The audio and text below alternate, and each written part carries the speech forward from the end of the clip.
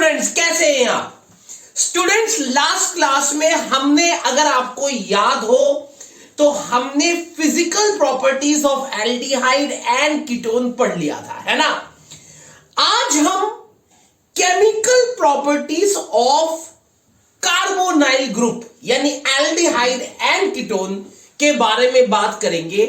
और आज का जो मेरा ये वीडियो है, ये बहुत बहुत इंपॉर्टेंट वीडियो है, क्योंकि आज के वीडियो में जो टॉपिक होने वाला है वो इस साल के आपके पेपर में 101% आएगा। Is it clear? तो आज हम बात करते हैं about a very important topic, that is chemical properties of aldehyde and ketones। देखिए, chemical properties of aldehyde and ketones के बारे में बात करें, ठीक है, तो सबसे पहले हमें बात करना पड़ेगा न्यूक्लियोफिलिक एडिशन रिएक्शन के बारे में। न्यूक्लियोफिलिक एडिशन रिएक्शन, ये एक बहुत इंपॉर्टेंट टर्म है, ठीक है। देखते हैं और इस टर्म के सारी बातों को हम समझेंगे। ध्यानपूर्वक मेरे बातों को सुनना और उसके ऊपर गौर करना, ठीक है।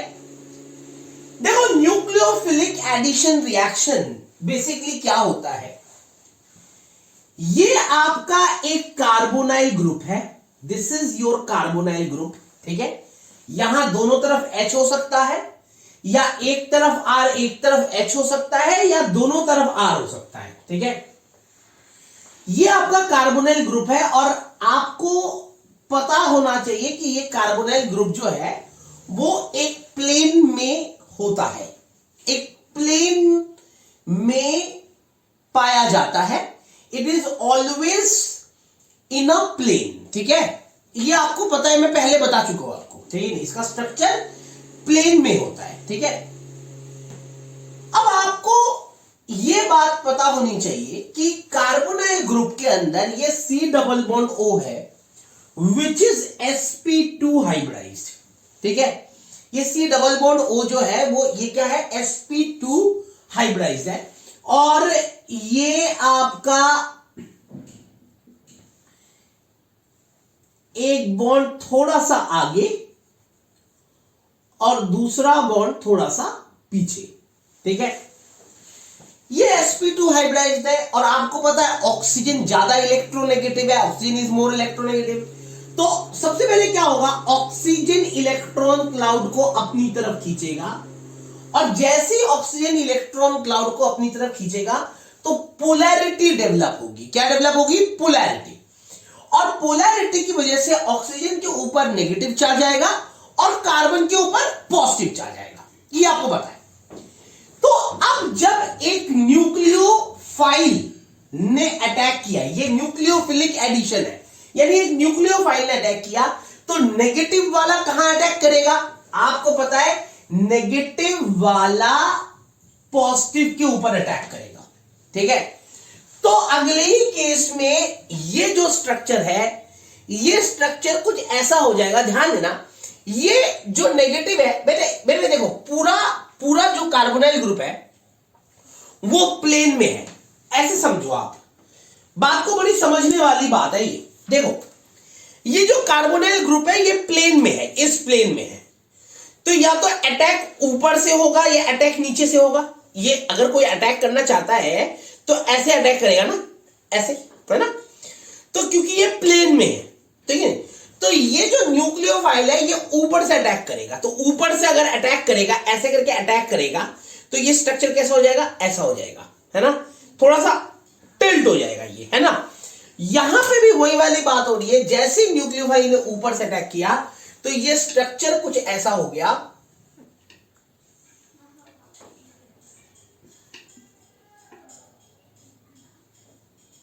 ये स्ट्रक्चर कुछ ऐसा हो गया। देखो,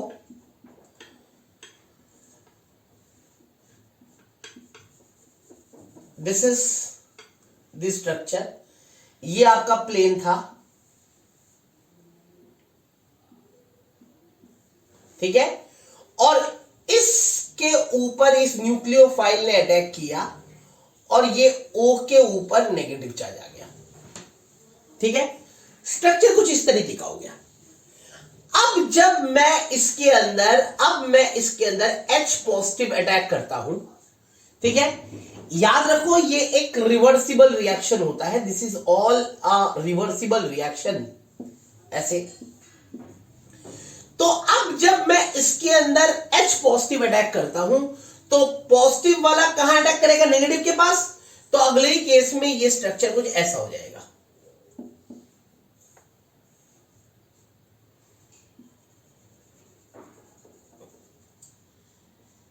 ये हो जाएगा,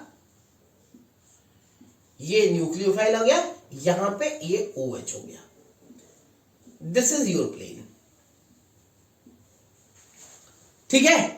तो this is the nucleophilic addition reaction. Addition reaction इसलिए क्योंकि ये न्यूक्लियोफाइल ऐड हुआ है, कोई बाई प्रोडक्ट नहीं निकला, ठीक है, कोई बाई प्रोडक्ट नहीं निकला, और खास तौर से जो कुछ था वो सब ऐड हो गया, तो इसलिए हम कहते हैं न्यूक्लियोफिलिक एडिशन रिएक्शन, ठीक है। बेटे मेरी बात को ध्यान से सुनना, न्यूक्लियोफिलिक एडिशन रिएक्शन तभी हो सकता है किसी कार्बोनाइल ग्रुप के ऊपर जब कोई न्यूक्लियोफाइल अटैक करे। तो ये बेसिकली 2 स्टेप में ये रिएक्शन होता है, this reaction occurs in 2 step. पहला स्टेप जो होता है वो स्लो होता है, आपने केमिकल काइनेटिक्स पढ़ा था, कई रिएक्शन 2 स्टेप में आकर होते हैं। पहला रिएक्शन स्लो होता है और जो दूसरा होता है that will be fast. So this is the slower step and this is the fast step, is it clear? So this is what the nucleophilic addition reaction, और एल्डिहाइड एंड कीटोन दोनों ही न्यूक्लियोफिलिक एडिशन रिएक्शन में जाते हैं, दोनों ही, both aldehyde and ketone goes in nucleophilic addition reaction. अब बात उठती है, बात यहां पे सिर्फ एक ही है और वो बहुत इंपॉर्टेंट बात है कि इन दोनों में से कौन न्यूक्लियोफिलिक एडिशन रिएक्शन में ज्यादा जाएगा और कौन न्यूक्लियोफिलिक एडिशन रिएक्शन में कम जाएगा, ठीक है। तो हम अब बात करेंगे कि एल्डिहाइड एंड कीटोन में से कौन न्यूक्लियोफिलिक एडिशन रिएक्शन में ज्यादा जाता है, ठीक है। तो पहले आपने ये उतार लिया, पक्का उतार लिया ना, मिटा दूं, ठीक है। चलो, तो अब हम बात करते हैं कि इन दोनों में से कौन न्यूक्लियोफिलिक एडिशन रिएक्शन में ज्यादा जाता है। तो हम बात करते हैं out of aldehyde and ketone which goes for nucleophilic addition reaction more prominently,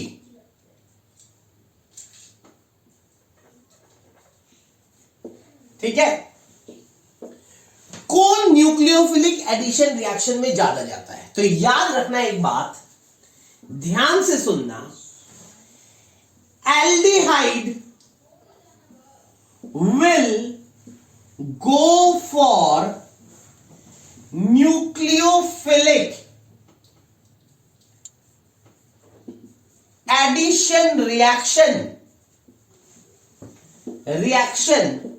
more than ketone.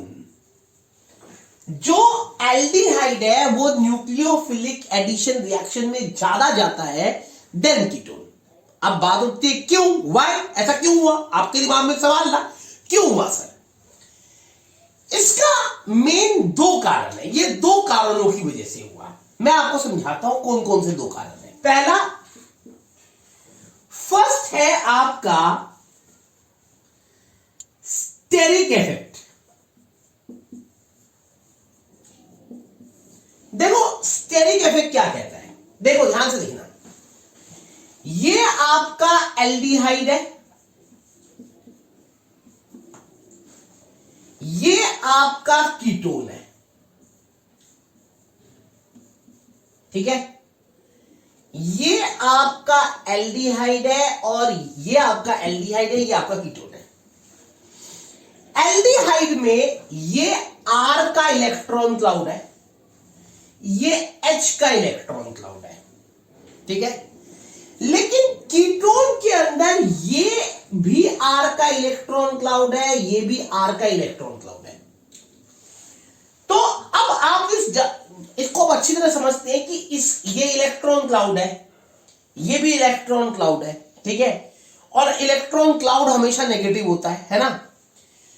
तो जैसे ही कोई न्यूक्लियोफाइल, ध्यान देना, जैसे कोई न्यूक्लियोफाइल आके अटैक करता है, मान लो ये कोई न्यूक्लियोफाइल आके अटैक कर रहा है, तो ये न्यूक्लियोफाइल नेगेटिव है और इन एल्डिहाइड के अंदर ये न्यूक्लियोफाइल बड़े प्यार से इस कार्बन के ऊपर अटैक कर रहा है।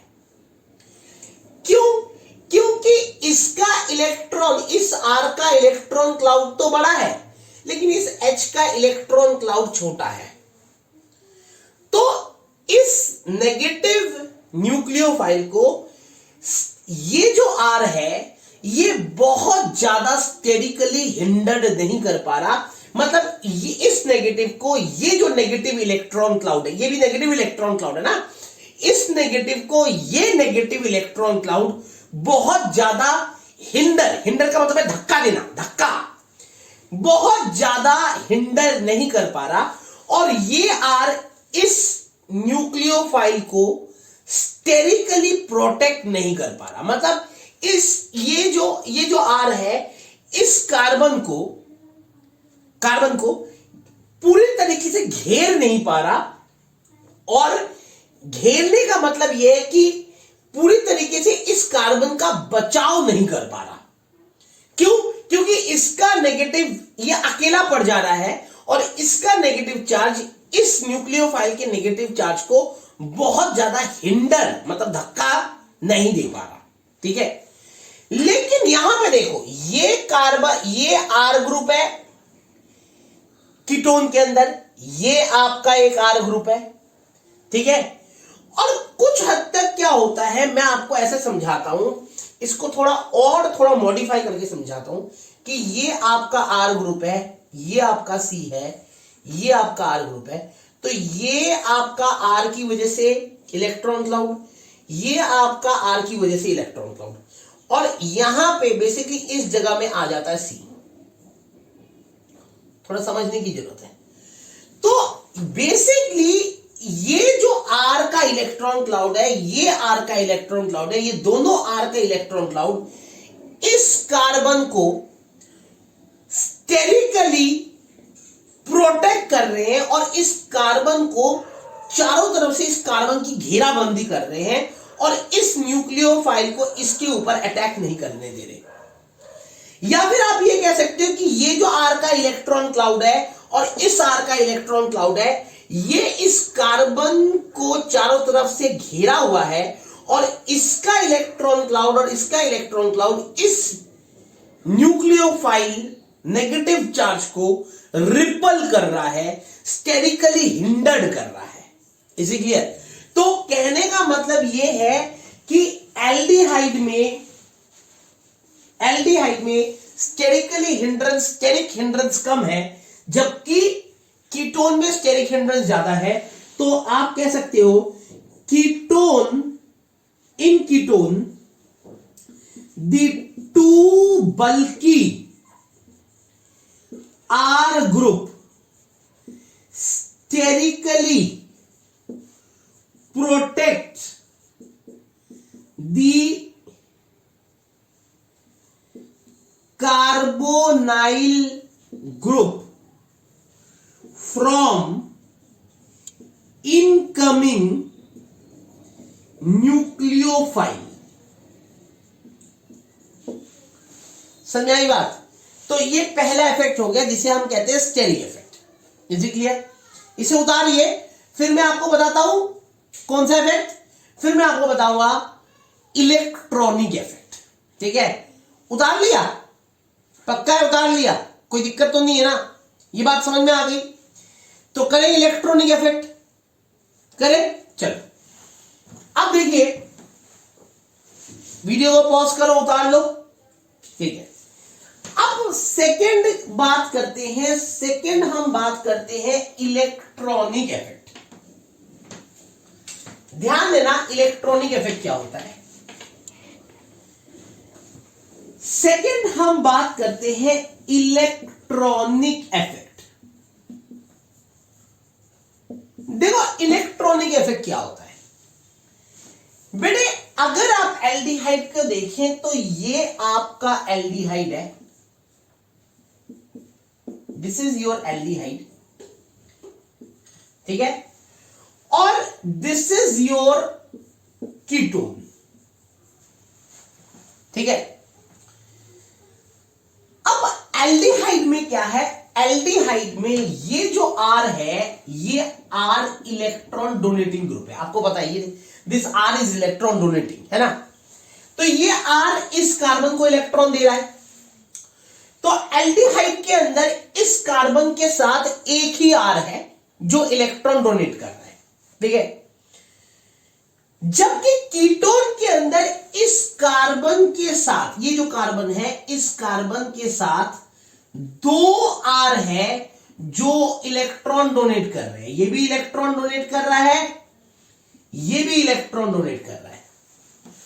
तो नेचुरली जब ये दोनों R इलेक्ट्रॉन डोनेट कर रहे कार्बन को, तो कार्बन के पास इलेक्ट्रॉन डेंसिटी हाई है ना।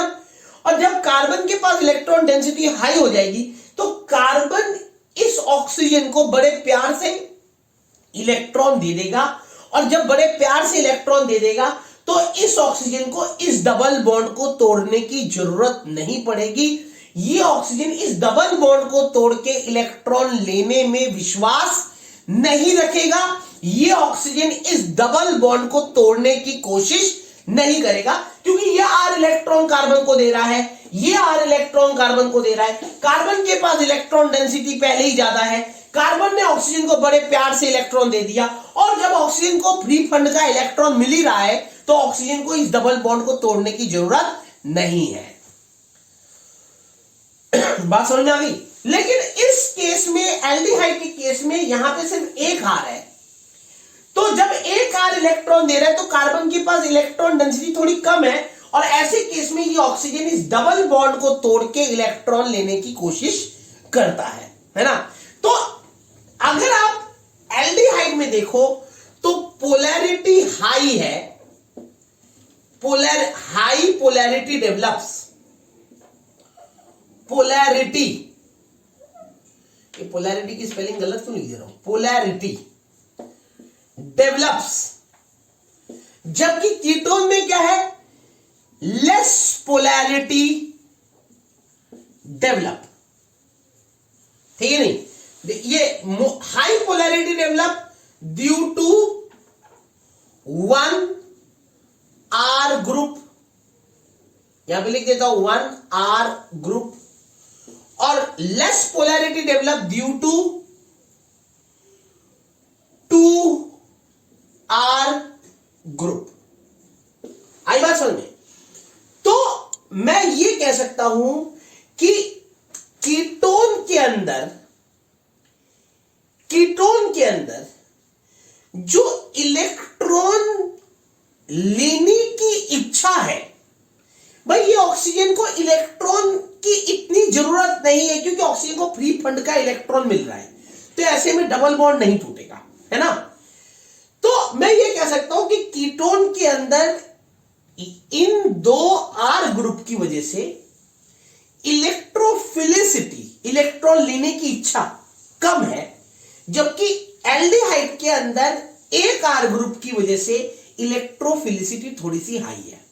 और यही कारण है कि जब इलेक्ट्रोफिलिसिटी हाई है तो यहां पे पोलैरिटी डेवलप होती है, और जब पोलैरिटी डेवलप होती है तो न्यूक्लियोफाइल बड़े आराम से एल्डिहाइड के ऊपर अटैक करता है, जबकि कीटोन के ऊपर न्यूक्लियोफाइल इतने आराम से अटैक नहीं कर पाता। तो इसका आंसर क्या होगा, मैं यहां पे लिख देता हूं, due to two bulky and electron donating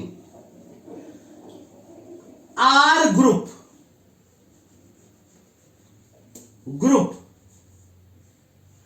the electrophilicity of carbonyl group of ketone decreases। समझ में आई बात? ये इसका प्रॉपर आंसर है। तो दो कारणों की वजह से मैंने आपको बताया, पहला स्टेरिक इफेक्ट और दूसरा इलेक्ट्रॉनिक इफेक्ट, और इन दोनों कारणों की वजह से एल्डिहाइड जो है वो न्यूक्लियोफिलिक एडिशन रिएक्शन में मोर प्रोमिनेंटली जाता है than the ketone. Is it clear? इसे उतारिए, फिर एनसीईआरटी का एक क्वेश्चन करते हैं, बहुत अच्छा सा क्वेश्चन है, ठीक है, उसे करेंगे। उतारिए से।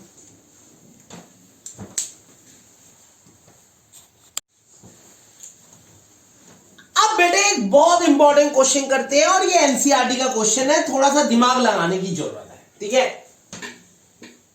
Out of benzaldehyde and propanol which will go for nucleophilic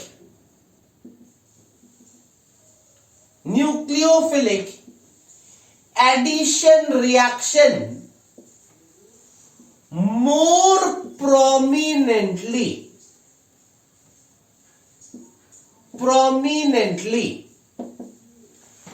भाई क्वेश्चन ये है कि एक तो आपके पास बेंजल्डिहाइड है, ठीक है, एक आपके पास है प्रोपेनॉल। तो सवाल यह है कि इन दोनों में ज्यादा तेजी से न्यूक्लियोफिलिक एडिशन रिएक्शन में कौन जाएगा, ठीक है। अब बात को थोड़ा समझते हैं, क्वेश्चन क्यों मुश्किल है मैं बताता हूं। क्वेश्चन क्यों थोड़ा सा टिपिकल है बेटा, ये आपका बेंजल्डिहाइड है, ठीक है, और ये आपका प्रोपेनॉन है, प्रोपेनॉन, ठीक है। तो ये आपका प्रोपेनॉन है बेटे, सिंपल सी बात है, ये आपका एल्डिहाइड है, ये आपका कीटोन है, ये तो साफ दिख रहा है ना।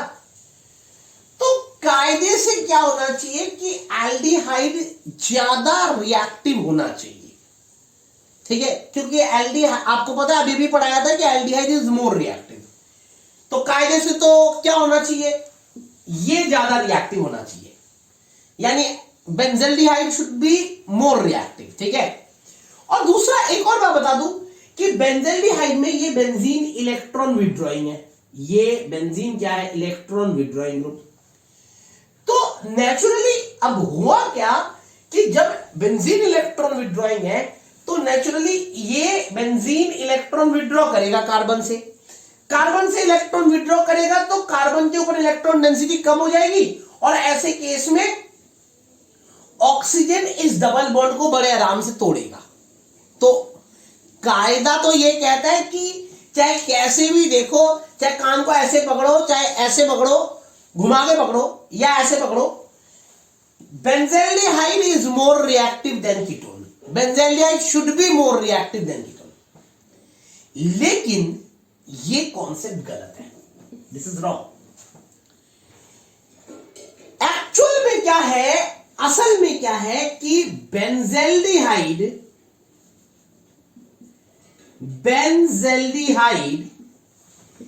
is less reactive than propanol. Benzaldehyde जो है वो लेस रिएक्टिव देन प्रोपेनॉन है। अब ऐसा क्यों हो गया? व्हाई? ऐसा क्यों हो गया? इसको तो मोर रिएक्टिव होना चाहिए, ये लेस रिएक्टिव क्यों हो गया? इसका मेन कारण है कि in benzaldehyde there is resonance. Benzaldehyde में रेजोनेंस होता है और रेजोनेंस की वजह से ये जो बेंजेल्डिहाइड है इसके अंदर रेजोनेंस होता है। रेजोनेंस इफेक्ट मैं पहले भी आपको पढ़ा चुका हूं और बेंजेल्डिहाइड का ही रेजोनेंस मैंने बनाया हुआ है जब मैं आपको रेजोनेंस इफेक्ट पढ़ाया हुआ है, ठीक है नहीं? जब मैंने बेंजेल्डिहाइड का मतलब आप रेजोनेंस इफेक्ट पढ़ाया था तब मैंने बेंजेल्डिहाइड का ही रेजोनेंस बनाया था। तो बेंजेल्डिहाइड इज रेजोनेटिंग स्टेबल, है ना? तो रेजोनेंस की वजह से बेंजेल्डिहाइड जो है वो स्टेबल है। तो इन बेंजेल्डिहाइड देयर इज रेजोनेंस, दस benzaldehyde is more stable and less reactive. बात समझ में आ गई? तो मैंने बताया ना, केमिस्ट्री को समझ पाना और एक ही कॉन्सेप्ट से, एक ही आंखों से केमिस्ट्री को देखना गलत है। केमिस्ट्री को देखने के लिए और समझने के लिए बहुत सारी आंखें चाहिए, ठीक है नहीं? Is it clear? समझ आई बात? तो इसलिए थोड़ा सा अपना दिमाग, अपना फोकस केमिस्ट्री के एक एक पॉइंट को समझने में लगाना चाहिए। Is it clear? उतार लीजिए, फिर हम अगले टॉपिक में आएंगे और एक बहुत इंपॉर्टेंट टॉपिक करेंगे, ठीक है? तो पहले आप इसको उतारिए।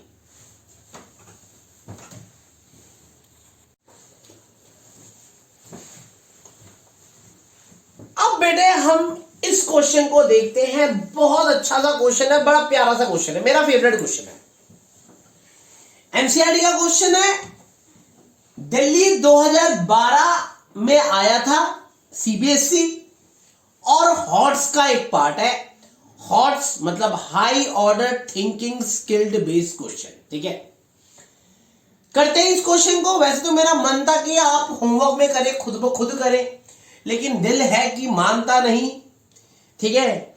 ऐसा लगता है कि शायद कुछ बच्चे ना कर पाए, तो चलो भाई, थोड़ी मेहनत ज्यादा है लेकिन कराना भी जरूरी है ना? तो करते हैं इस क्वेश्चन को। बड़ा इंपॉर्टेंट क्वेश्चन है और बहुत बेहतरीन क्वेश्चन है, ठीक है? देखो, arrange the increasing order of reactivity and arrange the increasing order of reactivity towards nucleophilic addition reaction, ठीक है? मतलब मुझे ये बताना है कि इसमें से कौन न्यूक्लियोफिलिक एडिशन में ज्यादा जाएगा और कौन कम जाएगा। तो पहला वाला पार्ट करते हैं, फर्स्ट पार्ट करते हैं। पहले मैं लिख लेता हूं नॉर्मली, इथेनल, यह है मेरा इथेनल, यह है प्रोपेनल, यह प्रोपेनॉल और यह है ब्यूटेनॉल।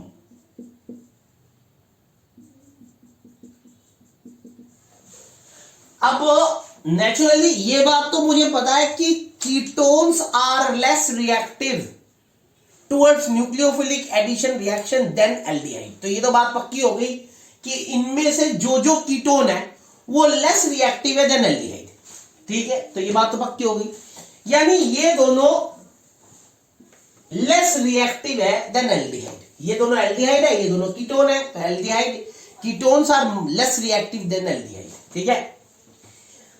अब इन दोनों में से कौन लेस रिएक्टिव, ये समझते हैं। देखो, आपको पता है जितना बल्कि आर ग्रुप होगा उतना वो स्टेरिकली हिंडर्ड करेगा, है ना? जितना बल्कि आर ग्रुप होगा उतना आर का इलेक्ट्रॉन क्लाउड डेंस होगा और उतना वो स्टेरिकली हिंडर्ड करेगा। इसका मतलब इसका आर ग्रुप ज्यादा बल्कि है और इसका आर ग्रुप कम बल्कि है, तो ज्यादा बल्कि कौन, ये, तो ये स्टेरिकली हिंडर्ड ज्यादा करेगा, यानी रिएक्टिविटी इसकी कम होगी, यानी सबसे कम जो हुआ वो हुआ आपका ब्यूटेनॉन, ये सबसे कम रिएक्टिव। ठीक है, इसके बाद आपको पता है, इसके बाद अगला कीटोन ये, तो ये नेचुरली अमोंग कीटोन की बात कर रहे हैं, मतलब यहां से स्टार्ट करो, ब्यूटेन नॉन अमोंग कीटोन, ठीक है नहीं, ब्यूटेनॉन जो है वो लेस रिएक्टिव है। ठीक है, तो ब्यूटेनॉन आपका सबसे कम रिएक्टिव हुआ कीटोन के अंदर। ठीक है, और आपको पता है कीटोन जो है सबसे लेस रिएक्टिव होता है, ये भी पता है, तो कीटोन में भी ब्यूटेनॉन लेस रिएक्टिव है, यहां पे लिख देता हूं यार, ब्यूटेनॉन सबसे लेस रिएक्टिव है। उसके बाद आपका ये वाला कीटोन, तो यानी उसके बाद किसका नाम है, नंबर है प्रोपेनॉन। ठीक है, अब मेरे पास एल्डिहाइड है, दो एल्डिहाइड है, एक एल्डिहाइड ये, एक एल्डिहाइड ये, है ना। अब नेचुरली इसके अंदर एल्डिहाइड का आर ग्रुप थोड़ा बल्कि, और इसके अंदर एल्डिहाइड का आर ग्रुप थोड़ा लेस बल्कि, तो जिसके अंदर आर ग्रुप ज्यादा बल्कि होता है वो लेस रिएक्टिव होता है, आपको पता है। तो अगला नंबर जो है वो, यानी ये लेस रिएक्टिव है देन दिस, तो यानी प्रोपेनल जो है वो लेस रिएक्टिव है देन दिस इथेनल। तो इसका मतलब सबसे ज्यादा रिएक्टिव तुम्हारा ब्यूटेनॉन हुआ, जब सबसे कम रिएक्टिव तुम्हारा ब्यूटेनॉन हुआ, उसके बाद प्रोपेनॉन हुआ, उसके बाद प्रोपेनल हुआ, उसके बाद इथेनल हुआ। Is it clear? So this is the order. ये ए पार्ट हो गया, आपने उतार लिया। एक एक बात मेरी समझ में आ गई, मेरे ख्याल से समझ में आ गई होगी, बहुत आसान तरीके से मैंने समझाया। मिटा दूं ना, पक्का? चलो उतारोगे, उतार लो फटाफट।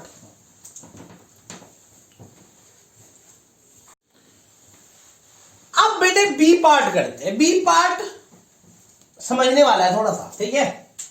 बी पार्ट थोड़ा समझने वाला है, ध्यान देना, अटकोगे बी पार्ट में ही, दिक्कत बी पार्ट में ही है भाई। हमारे पास ये बेंजेल्डिहाइड है, पहले सबका स्ट्रक्चर बनाते हैं क्योंकि कईयों को तो स्ट्रक्चर ही नहीं पता होगा। ये बेंजेल्डिहाइड है, ये हमारा है बेंजेल्डिहाइड, ठीक है।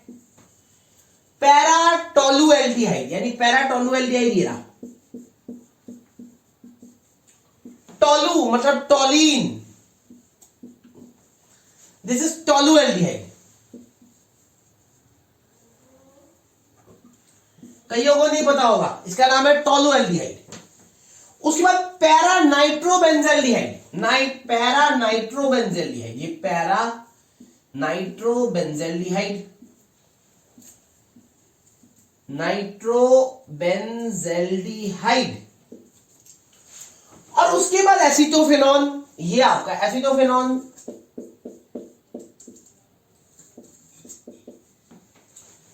This is your एसीटोफेनॉन। लिख दो एसीटोफेनॉन।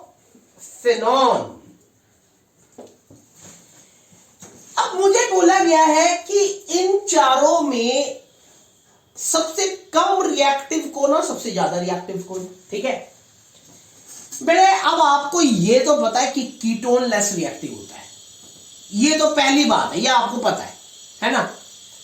तो सबसे लेस रिएक्टिव कीटोन होता है। अब इन चारों में 1 2 3 4 कीटोन कौन है? नेचुरली ये आपका कीटोन है, this is your ketone. Is it clear? ये आपका कीटोन है, यानी सबसे लेस रिएक्टिव हो गया आपका एसीटोफेनॉन, सबसे लेस रिएक्टिव, ठीक है जी, सबसे लेस रिएक्टिव। अब उसके बाद नंबर इन तीनों का है, इन तीनों में से कौन, ठीक है। अब देखो भाई, बेंजेल्डिहाइड के अंदर आपको पता रेजोनेंस होता है ना, आपको पता है, ये बात आपको पता है, आप जानते हो यार बेंजेल्डिहाइड में रेजोनेंस होता है, अभी थोड़ी देर पहले पढ़ाया था, याद है? हाँ। ये भी बेंज़ाइलडिहाइड है, ये भी बेंज़ाइलडिहाइड है और ये भी बेंज़ाइलडिहाइड है। भाई तीनों बेंज़ाइलडिहाइड है। अगर आप इस बेंज़ाइलडिहाइड की बात करें, ये टोलुएल्डिहाइड है ना, टोलुएल्डिहाइड है ना, तो ये टोलू बाबा जो है, टोलू बाबा, टोलुएल्डिहाइड, इसके अंदर ये CH3 इलेक्ट्रॉन डोनेटिंग है, ये इलेक्ट्रॉन डोनेटिंग ग्रुप है। और अगर ये टोलू बाबा में इलेक्ट्रॉन डोनेटिंग ग्रुप लगा हुआ है तो ये CH3 इलेक्ट्रॉन डोनेट करेगा, डोनेट करेगा तो कार्बन के ऊपर इलेक्ट्रॉन डेंसिटी इंक्रीज हो जाएगी। कार्बन के ऊपर इलेक्ट्रॉन डेंसिटी अगर इंक्रीज हो जाएगी तो कार्बन की इलेक्ट्रोफिलिसिटी क्या हो जाएगी, कम हो जाएगी। मतलब अगर कार्बन को फ्री फंड में इलेक्ट्रॉन मिलने लग गया, भाई ये टोलू बाबा का जो CH3 है उसने कार्बन को इलेक्ट्रॉन दिया, मतलब उसने बेंजीन को इलेक्ट्रॉन दिया, बेंजीन ने कार्बन को इलेक्ट्रॉन दिया, तो कार्बन के ऊपर इलेक्ट्रॉन डेंसिटी बढ़ गई। अब कार्बन के ऊपर इलेक्ट्रॉन डेंसिटी बढ़ गई तो कार्बन ने खुद ब खुद ऑक्सीजन को दे दिया, तो ऐसे में ऑक्सीजन इलेक्ट्रॉन छीनने की कोशिश नहीं करेगा और डबल बॉन्ड को नहीं तोड़ेगा, तो न्यूक्लियोफिलिक एडिशन रिएक्शन इसके अंदर थोड़ा कम हो जाएगा, है ना। तो न्यूक्लियोफिलिक एडिशन रिएक्शन ये टोलू बाबा के अंदर थोड़ा सा कम होगा, ठीक है। जबकि अगर आप पैरा नाइट्रोबेंज़ाइलडिहाइड की बात करें तो इसके अंदर NO2 इलेक्ट्रॉन विड्रॉइंग है, इलेक्ट्रॉन विड्रॉइंग। तो जो NO2 है ये इलेक्ट्रॉन विड्रॉ करेगा, तो बेंजीन के ऊपर इलेक्ट्रॉन डेंसिटी कम, बेंजीन के ऊपर इलेक्ट्रॉन डेंसिटी कम तो बेंजीन कार्बन से इलेक्ट्रॉन खींचेगा, बेंजीन कार्बन से इलेक्ट्रॉन खींचेगा तो जो कार्बोनाइल ग्रुप है C डबल बॉन्ड O वो बड़े आराम से टूट जाएगा और नेचुरली इसकी रिएक्टिविटी, इलेक्ट्रोफिलिसिटी बहुत हाई होगी। तो इसकी electrophilicity low due to this CH3 electron donating group, and इसकी electrophilicity is high due to electron withdrawing group. NO2 is the electron withdrawing. तो कहने का मतलब है सबसे कम तो एसिटोफेनॉन हो गया, उसके बाद आपका टोलुएल्डिहाइड हो गया, पैराटोलुएल्डिहाइड। उसके बाद आपका नेचुरली ये बेंज़ाइलडिहाइड है, ये पैरानाइट्रो, तो इसके अंदर ये तो सिर्फ बेंज़ाइलडिहाइड है, ये पैरानाइट्रो है, मतलब nitro group electron withdrawing group जोड़ दिया, है ना। तो इलेक्ट्रॉन विड्रॉइंग ग्रुप की वजह से रिएक्टिविटी थोड़ी बढ़ गई, तो यानी इसके बाद नंबर आता है आपका बेंज़ाइलडिहाइड, और इसके बाद सबसे ज्यादा जो रिएक्टिव है वो पैरा नाइट्रोबेंज़ाइलडिहाइड की रिएक्टिविटी सबसे ज्यादा है, क्योंकि पैरा नाइट्रोबेंज़ाइलडिहाइड में इलेक्ट्रॉन विड्रॉइंग NO2 ग्रुप जुड़ा हुआ है जो उसकी इलेक्ट्रोफिलिसिटी को इंक्रीज कर देता है। Is it clear to you? तो ये हॉट्स का पार्ट है, high order thinking skilled based question और बहुत इंपॉर्टेंट क्वेश्चन है, मेरा one of the favourite question है। Is it clear? उतार लेंगे, उतार लीजिए। फिर हम अगले टॉपिक के बारे में बात करते हैं, types of nucleophilic addition reaction की बात करेंगे। Is it clear? उतारिए।